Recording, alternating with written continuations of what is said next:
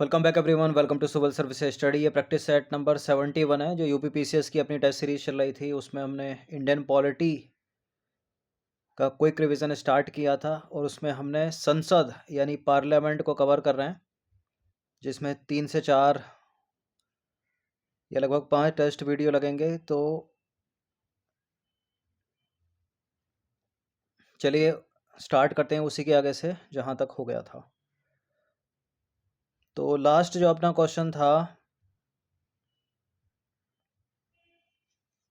वो ये था 40 नंबर का। आज स्टार्ट करेंगे टेस्ट नंबर 71 और क्वेश्चन नंबर 41। तो पहला प्रश्न जो है वो है यानी क्वेश्चन नंबर 41 है, वित्त विधेयक यानी फाइनेंशियल बिल के संदर्भ में निम्नलिखित में से कौन सा कथन सही है। इन चार में से केवल एक ही सही होगा। देखिए, धन विधेयक वित्त विधेयक आपने पढ़ा होगा। तो धन विधेयक संसद के किसी भी सदन में पुनः स्थापित किया जा सकता है। धन विधेयक मतलब वित्त विधेयक पुनः स्थापित यानी इंट्रोड्यूस, और संसद के किसी भी सदन में राष्ट्रपति की सिफारिश से ही पुनः स्थापित किया जा सकता है वित्त विधेयक को यानी फाइनेंशियल बिल को। राज्यसभा वित्त विधेयक में सारभूत संशोधन कर सकती है और राष्ट्रपति संयुक्त बैठक नहीं बुला सकता। कौन सा सही है इसमें? देखिए, वित्त विधेयक के मामले में राष्ट्रपति संयुक्त बैठक बुला सकते हैं, ठीक है। धन विधेयक के मामले में नहीं बुला सकते, सही अपने को बताना है। संसद के किसी भी सदन में पुनः स्थापित किया जा सकता है, ये बात गलत है। केवल लोकसभा में ही इसको पुनः स्थापित किया जा सकता है, धन विधेयक के तरह। संसद के किसी भी सदन में राष्ट्रपति की सिफारिश से ही इसको पुनः स्थापित या इंट्रोड्यूस किया जा सकता है, ठीक है। राज्यसभा वित्त विधेयक में सारभूत संशोधन कर सकती है, तो सी वाला स्टेटमेंट सही हो जाएगा यहाँ पर। देखिए, राज्यसभा वित्त विधेयक को स्वीकार करे या अस्वीकार करे या इसमें सारभूत संशोधन करे, किंतु लोकसभा राज्यसभा की अनुशंसाओं को स्वीकार करने या अस्वीकार करने के लिए स्वतंत्र है, ठीक है। विधेयक को आगे भेज सकती है। किसी भी सदन द्वारा विधेयक में प्रस्तावित कर यानी टैक्स आदि को तब तक कम या समाप्त नहीं किया जा सकता जब तक कि राष्ट्रपति इसकी सहमति ना दे दे। जो वित्त विधेयक होता है यानी फाइनेंशियल बिल, वो दो बातों में, कितनी बातों में? दो मामलों में धन विधेयक के समान होता है यानी मनी बिल के। पहली बात, इसे केवल लोकसभा में ही पुनः स्थापित किया जा सकता है, राज्यसभा में नहीं, ठीक है। इंट्रोड्यूस जो होगा ये लोकसभा में ही होगा, और लोकसभा में पुनः स्थापित करने से पहले राष्ट्रपति की सिफारिश आवश्यक है, अर्थात राष्ट्रपति की सिफारिश से ही इसको इंट्रोड्यूस यानी प्रस्तावित किया जाता है। तो दो बातों में धन विधेयक के समान हो गया वित्त विधेयक। अब दोनों के बीच गतिरोध होने पर अनुच्छेद 108 के तहत संयुक्त बैठक बुला सकते हैं राष्ट्रपति, जिसकी अध्यक्षता करते हैं लोकसभा के अध्यक्ष। अच्छा, संयुक्त बैठक का जो प्रावधान है वो केवल साधारण विधेयक के मामले में या वित्त विधेयक के मामले में, धन विधेयक या संविधान संशोधन विधेयक के मामले में नहीं है, इस चीज को याद रखिएगा। और ये इंपॉर्टेंट अलग से प्रश्न है, किस अनुच्छेद के तहत? अनुच्छेद 108 के तहत। क्वेश्चन नंबर 42 पर आ जाइए। किसी एक दिन राज्यसभा की बैठक में 120 सदस्य उपस्थित थे, जिन्हें लोकसभा द्वारा पहले ही पारित एक साधारण विधेयक पर मतदान करना था। 75 सदस्यों ने विधेयक के पक्ष में मतदान किया। इस संदर्भ में निम्न परिणामों में से कौन सा कथन सही है?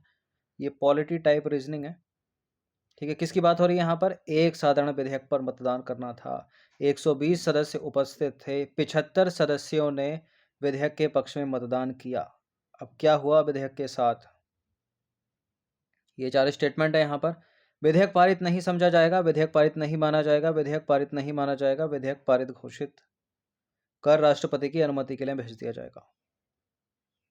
विधेयक पारित नहीं समझा जाएगा क्योंकि राज्यसभा की कुल सदस्य संख्या के आधे से अधिक सदस्य अनुपस्थित थे और वे मतदान में भागीदार नहीं थे। विधेयक पारित नहीं माना जाएगा क्योंकि मतदान करने वालों में से 2/3 सदस्यों ने इसके पक्ष में मतदान नहीं किया।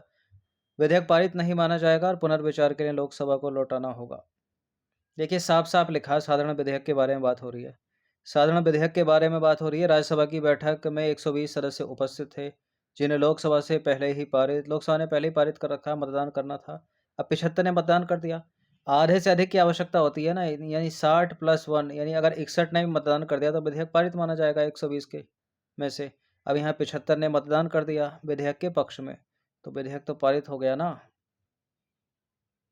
पहला स्टेटमेंट, विधेयक पारित नहीं माना जाएगा, क्यों? विधेयक तो पारित हो चुका है, ठीक है। विधेयक पारित घोषित कर राष्ट्रपति की अनुमति के लिए भेज दिया जाएगा। और राष्ट्रपति ने अनुमति दे दी तो एक्ट बन जाएगा। देखिए, साधारण विधेयक दोनों सदनों में अलग अलग उपस्थित और मत देने वाले सदस्यों के बहुमत से पारित किया जाता है। इसके बाद स्वीकृति के लिए राष्ट्रपति के पास भेजा जाता है। राज्यसभा में उपस्थित 120 सदस्यों में से 75 ने विधेयक के पक्ष में मतदान कर दिया, जबकि बहुमत के लिए आवश्यकता कितनी थी? 61 की थी। तो विधेयक तो पारित हो गया ना। राष्ट्रपति स्वीकृति दे दें तो एक्ट बन जाएगा। अतः विधेयक पारित घोषित किया जाएगा और इसे स्वीकृति के लिए राष्ट्रपति के पास भेज दिया जाएगा। अगला प्रश्न है 43 नंबर का। भारत के संविधान के अनुसार निम्नलिखित में से किस या किन विधेयक या विधेयकों को लागू करने के लिए राष्ट्रपति की पूर्व स्वीकृति या सिफारिश जरूरी है? इंपॉर्टेंट है ये प्रश्न। ठीक है, वित्त विधेयक के लिए तो थी ऊपर, धन विधेयक के लिए भी होती है। नए राज्यों का गठन करना हो या राज्यों की सीमाओं का पुनर्गठन करना हो, व्यापार की स्वतंत्रता पर निर्वर्धन अधिरोपित करने वाले राज्य विधेयक, और कोई विधेयक जो सही अर्थों में धन विधेयक नहीं है किंतु भारत की संचित निधि से खर्च करना पड़ेगा या व्यय करना पड़ेगा।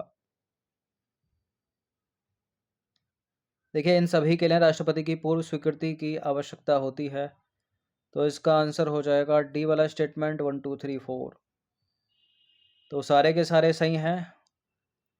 भारत के संविधान में उपबंध है कि कुछ विषयों पर विधान पुनर्स्थापित करने के लिए राष्ट्रपति की पूर्व मंजूरी या सिफारिश आवश्यक है। इसमें शामिल विषय कौन कौन से? नए राज्यों का गठन करना हो या वर्तमान राज्यों की सीमाओं में परिवर्तन करना हो, ऐसा कहाँ लिखा है? अनुच्छेद 3 में लिखा है। धन विधेयक अनुच्छेद 17(1) में लिखा है। व्यापार की स्वतंत्रता पर रोक लगाने वाला राज्य विधेयक अनुच्छेद 304 में लिखा है। कोई विधेयक जो सही अर्थों में धन विधेयक नहीं है लेकिन भारत की संचित निधि से खर्च करना पड़ेगा,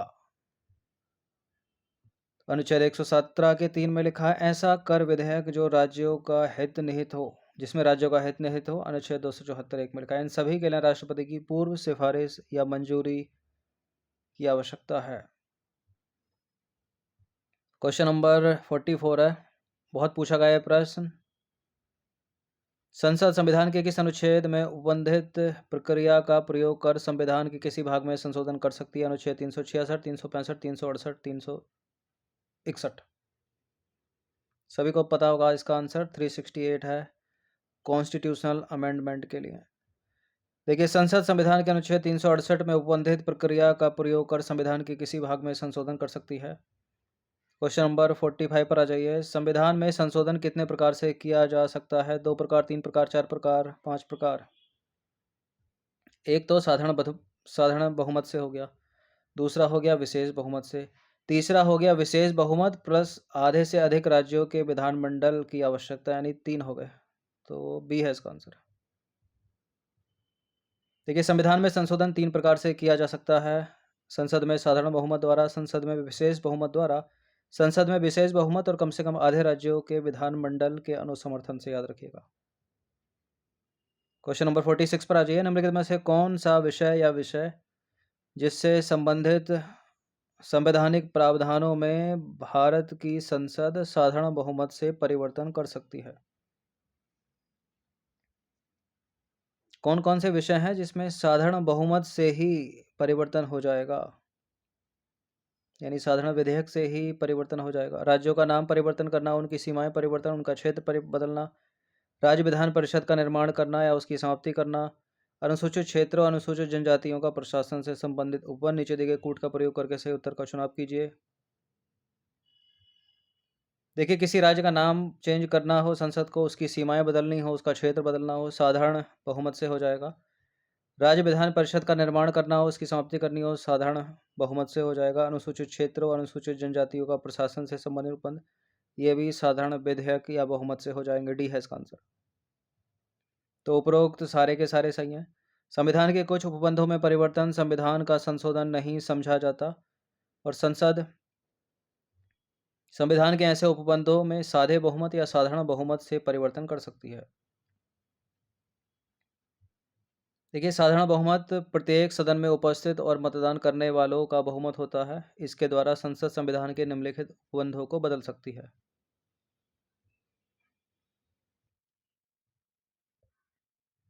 ये हैं वो सारे उपबंध। नए राज्यों का प्रवेश या गठन, नए राज्यों का निर्माण, उनके क्षेत्रों, सीमाओं और संबंधित राज्यों के नामों में परिवर्तन, किसी राज्य में विधान परिषद का निर्माण करना है, उसकी समाप्ति करनी हो, अनुसूचित क्षेत्रों, अनुसूचित जनजातियों का प्रशासन जो 5वीं अनुसूची में निहित है। 6ठी अनुसूची यानी जनजातीय क्षेत्रों का प्रशासन, नागरिकता की प्राप्ति, समाप्ति, निर्वाचन क्षेत्रों का पुनर्निर्धारण, संसद और राज्य विधानमंडल के लिए निर्वाचन। और क्या क्या? राष्ट्रपति, राज्यपाल, लोकसभा अध्यक्ष, न्यायाधीश आदि के लिए परिलब्धियां, भत्ते, विशेषाधिकार आदि, यानी जो दूसरी अनुसूची में उपबंध है। संसद, उसके सदस्यों और उसकी समितियों के विशेषाधिकार भी। उच्चतम न्यायालयों में अवर न्यायाधीशों की संख्या और संसद सदस्यों के वेतन भत्ते, सबका सब साधारण बहुमत से हो जाएगा। क्वेश्चन नंबर 47 पर आ जाइए। संसद में विशेष बहुमत और कम से कम आधे राज्यों के विधानमंडलों के अनुसमर्थन द्वारा किन विषयों में संशोधन किया जा सकता है? किन? राष्ट्रपति के निर्वाचन की विधि, संघ एवं राज्यों की कार्यपालिका शक्ति का विस्तार, संविधान का संशोधन करने की संसद की शक्ति। ऊपर 3 प्रकार थे, जो तीसरा वाला प्रकार है, ठीक है, ये तीनों के तीनों हैं उसमें, यानी विशेष बहुमत और आधे से कम आधे राज्यों के विधानमंडलों के अनुसमर्थन की भी आवश्यकता पड़ती है इसमें। देखिए, संसद में विशेष बहुमत और कम से कम आधे राज्यों के विधानमंडल के अनुसमर्थन द्वारा निम्न विषयों में संशोधन किया जा सकता है। राष्ट्रपति के निर्वाचन की विधि, राज्यों का संसद में प्रतिनिधित्व, 7वीं अनुसूची की कोई सूची, ठीक है, उसमें क्या है, संघ सूची, राज्य सूची, समवर्ती सूची, संघ एवं राज्यों की कार्यपालिका शक्ति का विस्तार, संघ एवं राज्यों के बीच विधायी शक्ति का वितरण, संविधान का संशोधन करने की संसद की शक्ति, और उच्चतम न्यायालय और उच्च न्यायालय, ठीक है, और सारा का सारा आर्टिकल और भाग उसके सामने लिखा है। नंबर 48 पर आ जाइए। संविधान संशोधन विधेयक को, यानी कॉन्स्टिट्यूशनल अमेंडमेंट बिल की बात हो रही है। अब 4 नीचे कथन है, अभी क्या है, सही है क्या गलत है, कुछ पता ही नहीं चल रहा है, इसमें पढ़ के पता चलेगा। संविधान संशोधन विधेयक को राष्ट्रपति अपने पास रख सकता है, राष्ट्रपति पुनर्विचार के लिए लौटा सकता है, केवल लोकसभा में पुनर्स्थापित किया जा सकता है, संसद के प्रत्येक सदन में अलग अलग पारित करना अनिवार्य है। देखिए, संविधान संशोधन विधेयक को राष्ट्रपति अपने पास नहीं रख सकते, राष्ट्रपति पुनर्विचार के लिए भी नहीं लौटा सकते, केवल लोकसभा में नहीं बल्कि संविधान संशोधन विधेयक तो साधारण विधेयक की भांति लोकसभा या राज्यसभा दोनों में पुनर्स्थापित यानी इंट्रोड्यूस किया जा सकता है। ये कोई मनी बिल थोड़ी है जो केवल लोकसभा में आएगा। संसद के प्रत्येक सदन में अलग अलग पारित होना अनिवार्य है, केवल डी ही यहाँ पर सही होगा, तो डी है इसका आंसर। देखिए, संविधान संशोधन विधेयक यानी कॉन्स्टिट्यूशनल अमेंडमेंट बिल संसद के किसी भी सदन में पुनर्स्थापित किया जा सकता है, डी वाला सही है। दोनों सदनों के बीच गतिरोध होने पर संयुक्त बैठक का कोई प्रावधान इसमें नहीं है, केवल साधारण विधेयक में है, वो वित्त विधेयक में है। विधेयक को संसद के प्रत्येक सदन में अलग अलग पारित करना अनिवार्य है, यानी डी वाला ये सही है। विधेयक को राष्ट्रपति ना तो अपने पास रख सकता है ना पुनर्विचार के लिए लौटा सकता है, पहला दूसरा गलत। नंबर 49 है। साधारण विधेयक के लिए संयुक्त बैठक का प्रावधान संविधान के अनुच्छेद किस में निहित है? ऊपर था एक्सप्लेनेशन में, अनुच्छेद 108 में। देखिए, अनुच्छेद 108 में निहित है कि साधारण विधेयक में गतिरोध के संबंध में राष्ट्रपति दोनों सदनों की संयुक्त बैठक बुला सकते हैं, और इस संयुक्त बैठक की अध्यक्षता कौन करता है? लोकसभा अध्यक्ष करता है। इन सभी टेस्ट की आप यूपीपीसीएस की फुल टेस्ट सीरीज प्राप्त कर सकते हो। नंबर इस पर कॉल या व्हाट्सएप करके, यानी पेड टेलीग्राम ग्रुप से जुड़कर सब्सक्राइब रखना सिविल सर्विसेज स्टडी चैनल को। बड़े स्टेटमेंट हैं, बड़ी एक्सप्लेनेशन है इसमें। 50वां प्रश्न है, संविधान संशोधन विधेयक को राष्ट्रपति अपने पास नहीं रख सकता, विधेयक को पुनर्विचार के लिए वापस लौटा सकता है, विधेयक पर राष्ट्रपति को अनुमति देना अनिवार्य हो जाता है, राष्ट्रपति समाप्त कर सकता है।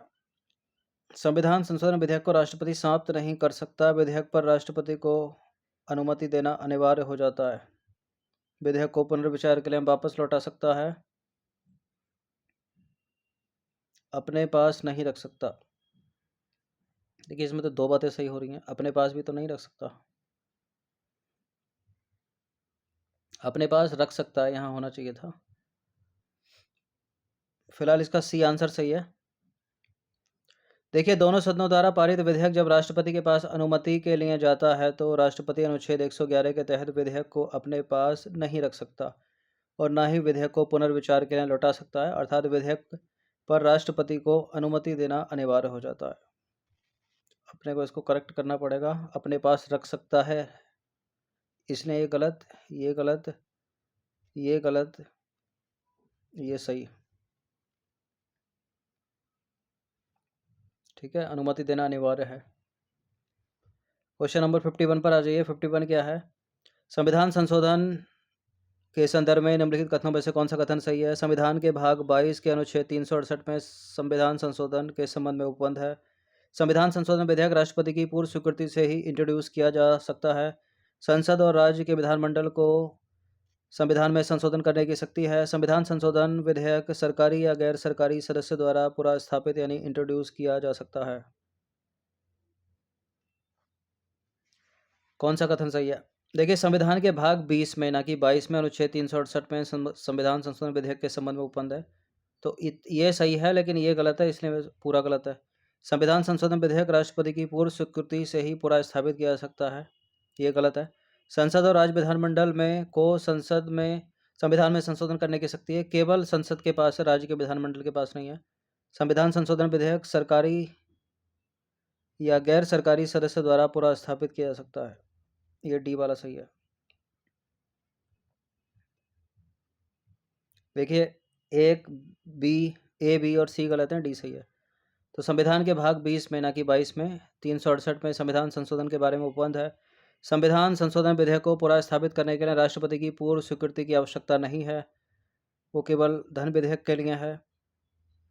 संविधान संशोधन की प्रक्रिया केवल संसद से ही प्रारंभ हो सकती है, राज्य के विधानमंडल को यह शक्ति प्राप्त नहीं है। संविधान संशोधन विधेयक मंत्री यानी सरकारी सदस्य या गैर सरकारी सदस्य द्वारा पूरा स्थापित किया जा सकता है। अगर यही धन विधेयक होता तो केवल मंत्री यानी सरकारी सदस्य के द्वारा। देखिए, भारत में संविधान संशोधन की प्रक्रिया ना तो ब्रिटेन के समान लचीली है और ना ही अमेरिका के समान कठोर, यह दोनों का मिश्रण है। क्वेश्चन नंबर 52 पर आ जाइए। वित्त विधेयक यानी फाइनेंशियल बिल को संसद के दोनों सदनों द्वारा पारित करके राष्ट्रपति के समक्ष प्रस्तुत किया जाता है, तो इस संदर्भ में कौन सा कथन सही नहीं है? ठीक है, वित्त विधेयक को संसद के दोनों सदनों द्वारा पारित करके राष्ट्रपति के समक्ष प्रस्तुत किया जाता है, तो विधेयक पर अपनी स्वीकृति दे सकता है, वो विधेयक पर अपनी स्वीकृति रोक सकता है, वो विधेयक को पुनर्विचार के लिए सदन को वापस नहीं भेज सकता, विधेयक को पुनर्विचार के लिए सदन को वापस भेज सकता है।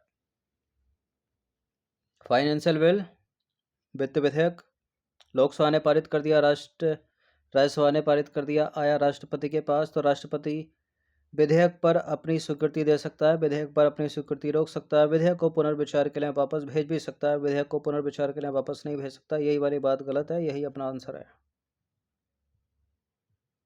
तो उपरोक्त में से सी गलत है। फाइनेंशियल बिल यानी वित्त विधेयक केवल दो मामलों में धन विधेयक के समान है। पहला मामला, इसे केवल लोकसभा में ही इंट्रोड्यूस किया जा सकता है और राष्ट्रपति की सिफारिश से ही विधेयक को इंट्रोड्यूस या प्रस्तावित किया जा सकता है। उपरोक्त दो मामलों को छोड़कर वित्त विधेयक साधारण विधेयक जैसा ही है, यानी संसद के दोनों सदनों से पारित होने के पश्चात अनुच्छेद 111 के तहत विधेयक पर राष्ट्रपति अपनी स्वीकृति दे सकता है या अपनी स्वीकृति रोक सकता है या पुनर्विचार के लिए विधेयक को वापस भेज देगा।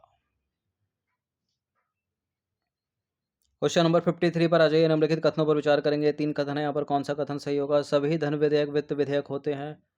संविधान के अनुच्छेद 109 में धन विधेयक यानी मनी बिल को परिभाषित किया गया है और वित्त विधेयक यानी फाइनेंशियल बिल के संबंध में विशेष उपबंध संविधान के अनुच्छेद 117 में किया गया है। यहाँ एक ही प्रश्न में तीन तीन प्रश्न पूछ लिए गए हैं, लेकिन ये अलग अलग विकल्प बनाकर भी पूछे जा सकते हैं। जैसे कि साफ साफ पहले भी कई बार एग्जाम में प्रश्न पूछा है कि धन विधेयक यानी मनी बिल को जिस अनुच्छेद में परिभाषित किया गया उसको बता दीजिए, तो वो है अनुच्छेद 110 ना कि 109। सभी धन विधेयक वित्त विधेयक होते हैं, ये वाली बात सत्य है। और फाइनेंशियल बिल के बारे में विशेष उपबंध अनुच्छेद 117 में है, ये भी वाली बात सही है। तो यानी जहाँ जहाँ दो है उसको हटा दीजिए, केवल एक और तीन, इसका आंसर हो जाएगा बी। तो उपरोक्त में से दूसरा वाला जो कथन है वो गलत है। संविधान के अनुच्छेद 110 में धन विधेयक की परिभाषा दी गई है, जबकि अनुच्छेद 109 में धन विधेयक के संबंध में विशेष प्रक्रिया है। तो परिभाषा की बात कर रहा है ऊपर, डेफिनेशन की, तो 110 होना चाहिए ना कि 109।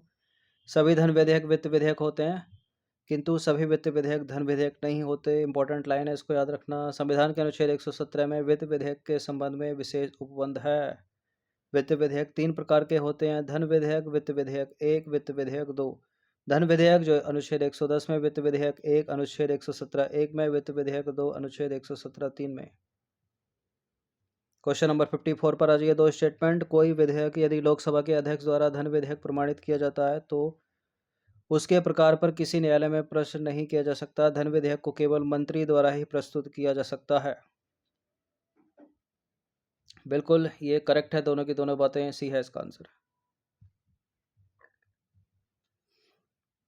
तो जब कोई धन विधेयक या साधारण विधेयक राज्यसभा या राष्ट्रपति को पारित किया जाता है तो उस पर लोकसभा अध्यक्ष या राज्यसभा के सभापति का हस्ताक्षर सहित प्रमाणित होता है।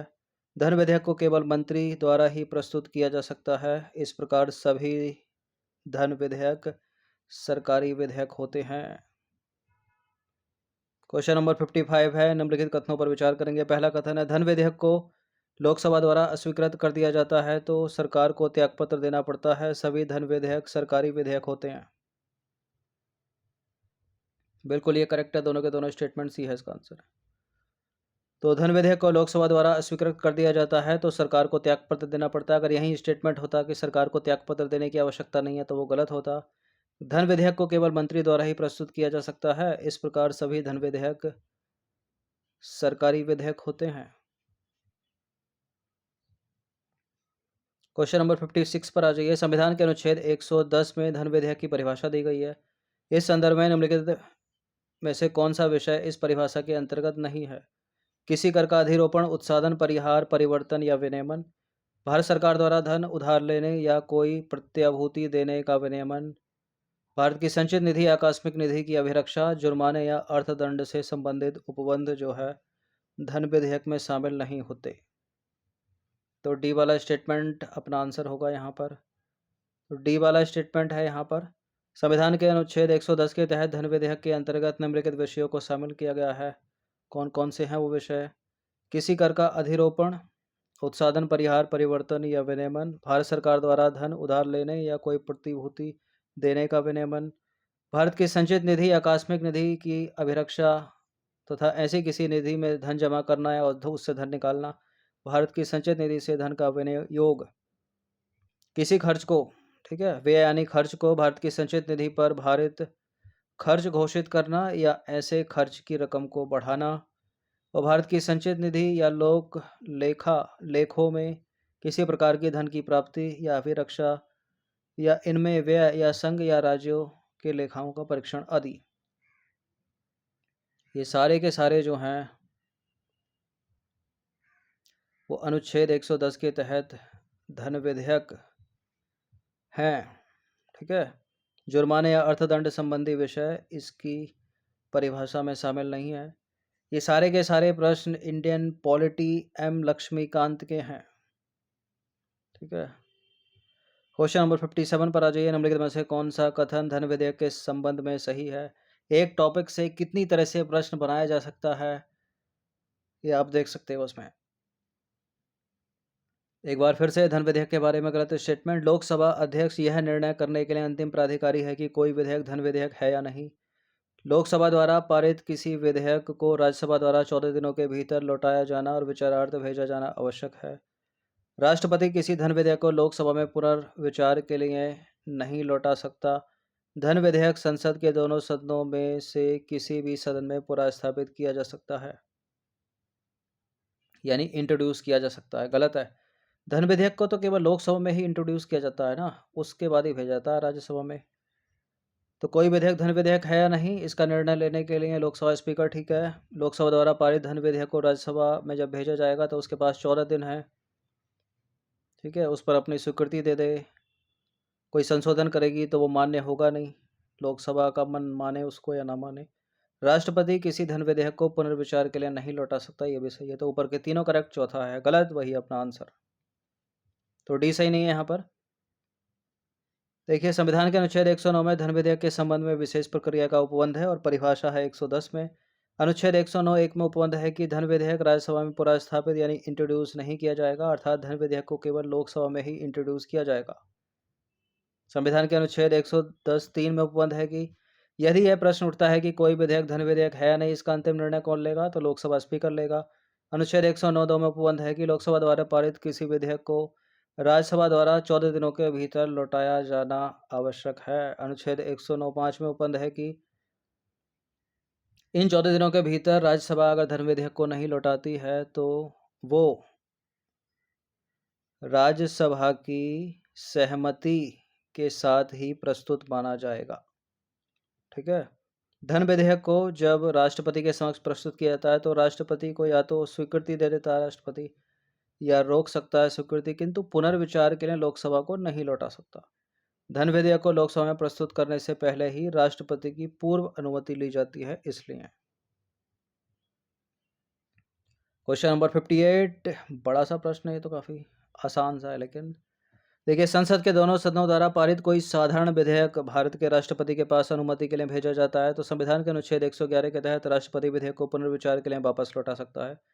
किंतु दोनों सदनों द्वारा विधेयक में संशोधन या बिना संशोधन के राष्ट्रपति के पास वापस अनुमति के लिए भेजा जाता है तो ऐसी स्थिति में राष्ट्रपति को कौन सा कदम उठा सकते हैं वो। ठीक है। कोई साधारण विधेयक है, लोकसभा ने पारित किया, फिर राज्यसभा ने पारित किया, अब वो आया राष्ट्रपति के पास, तो राष्ट्रपति ने क्या किया, पुनर्विचार के लिए भेज दिया उसको। लेकिन फिर से उन दोनों ने पारित करके फिर से भेज दिया, तो अब राष्ट्रपति क्या करेंगे। ये सेकंड टाइम है जब राष्ट्रपति के पास आया है, यही पूछ रहा है प्रश्न।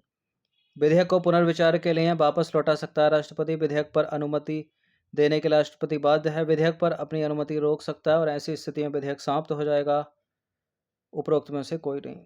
देखिए, जब सेकंड टाइम आता है ना, भले ही वो साधारण विधेयक हो तो राष्ट्रपति उस पर अनुमति देने के लिए बाध्य है।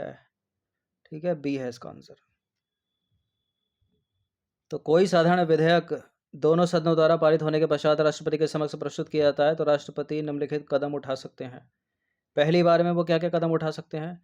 विधेयक को अनुमति दे दे, या ऐसी विधेयक को अनुमति दे देंगे तो ऐसी स्थिति में विधेयक क्या हो जाएगा, एक्ट बन जाएगा, अधिनियम बन जाएगा। वो विधेयक को अपनी अनुमति ना दे, ऐसी स्थिति में विधेयक समाप्त हो जाएगा और वह अधिनियम नहीं बन पाएगा। विधेयक को पुनर्विचार के लिए लौटा सकता है राष्ट्रपति, लेकिन दोनों सदनों द्वारा संशोधन या बिना संशोधन के राष्ट्रपति के पास वापस भेजा जाता है, यानी सेकंड टाइम भेजा जाता है, तो राष्ट्रपति अनुमति देने के लिए बाध्य हैं। इस चीज को याद रखिएगा। क्वेश्चन नंबर 59 पर आ जाइए। संसद के साधारण विधेयक के संदर्भ में निम्नलिखित में से कौन सा कथन सही है। एक सदन द्वारा पारित विधेयक को दूसरा सदन अधिकतम 1 वर्ष तक रोक कर रख सकता है। साधारण विधेयक की बात हो रही है। संसद के दोनों सदनों में गतिरोध होने की स्थिति में राष्ट्रपति संविधान के अनुच्छेद 110 के तहत संयुक्त बैठक बुला सकते हैं। यही खंडन करेंगे, ऊपर कई बार हो गया है ना। देखिए, 110 के तहत नहीं, 108 के तहत। 6 महीना, ये 1 साल नहीं है। संसद के दोनों सदनों की संयुक्त बैठक की अध्यक्षता भारत के राष्ट्रपति नहीं, लोकसभा के द्वारा की जाती है। लोकसभा के अध्यक्ष के द्वारा की जाती है। कोई सही है क्या। अरे कोई सही है क्या। सारे गलत हैं, डी है इसका आंसर। उपरोक्त में से कोई नहीं। तो उपरोक्त सारे के सारे गलत हैं, क्योंकि एक सदन द्वारा पारित कोई साधारण विधेयक जब दूसरे सदन में जाता है तो दूसरा सदन निम्नलिखित में से कोई भी कदम उठा सकता है। विधेयक को संशोधन के साथ पारित कर दे, विधेयक को बिना संशोधन के पारित कर दे, मतलब ये साधारण विधेयक है। विधेयक को अस्वीकार कर दे, विधेयक को पढ़ा रहने दे, कोई कार्यवाही ना करे। ऐसी स्थिति में एक सदन द्वारा पारित विधेयक को दूसरा सदन अधिकतम कितने महीने तक पढ़ा रहने देगा। 6 महीने, ना कि 1 वर्ष। ठीक है। अब जब 6 महीने बीत जाएंगे तो क्या होगा, राष्ट्रपति संविधान के अनुच्छेद 108 के तहत, ना कि 110 के तहत, संसद के दोनों सदनों की संयुक्त बैठक बुलाएगा। जब वो बैठक आ जाएगी तो उस बैठक की अध्यक्षता कौन करेगा, लोकसभा का अध्यक्ष। ठीक है। संयुक्त संसद के संयुक्त अधिवेशन की अध्यक्षता लोकसभा अध्यक्ष द्वारा की जाती है, ना कि राष्ट्रपति या राज्य के सभापति के द्वारा, राज्यसभा के सभापति के द्वारा। इस चीज को याद रखिएगा। ये बहुत अच्छे प्रश्न है, सारे के सारे एक्सप्लेनेशन के साथ। टेस्ट क्वेश्चन नंबर 20 और वैसे 60वां इस टेस्ट का 20वां प्रश्न है। निम्नलिखित कथनों पर विचार करेंगे। साधारण विधेयक संसद के किसी भी सदन में प्रस्तुत किया जा सकता है। सरकारी विधेयक वह होता है जिसे किसी मंत्री द्वारा प्रस्तुत किया जाता है, जैसे कि धन विधेयक। साधारण विधेयक तो लोकसभा में ले आओ, राज्यसभा में ले आओ। संविधान संशोधन विधेयक भी लोकसभा में ले आओ या राज्यसभा में ले आओ। वित्त विधेयक और धन विधेयक वो केवल लोकसभा में। यहाँ दोनों के दोनों कथन सही हैं, सी है इसका आंसर। देखिए, साधारण विधेयक संसद के किसी भी सदन में प्रस्तुत किया जा सकता है, और जिस विधेयक को किसी मंत्री द्वारा प्रस्तुत किया जाता है उसे सरकारी विधेयक कहते हैं। और मंत्री से भिन्न किसी अन्य सदस्य द्वारा प्रस्तुत किया गया विधेयक गैर सरकारी विधेयक कहलाता है। तो ये 60 प्रश्न हो गए अपने संसद से, यानी पार्लियामेंट के 3 अंग, लोकसभा, राज्यसभा, राष्ट्रपति। अभी कम से कम 2-3 इसमें टेस्ट वीडियो और लगेंगे, क्योंकि लोकसभा, राष्ट्रपति और उपराष्ट्रपति भी इसी में कवर कराना है। उसके लिए कम से कम 2 टेस्ट बनाने पड़ेंगे। ठीक है, इन सभी टेस्ट की आप फुल टेस्ट सीरीज प्राप्त कर सकते हैं पेड टेलीग्राम ग्रुप से जुड़कर। हर दिन प्रैक्टिस करते रहिएगा। धन्यवाद।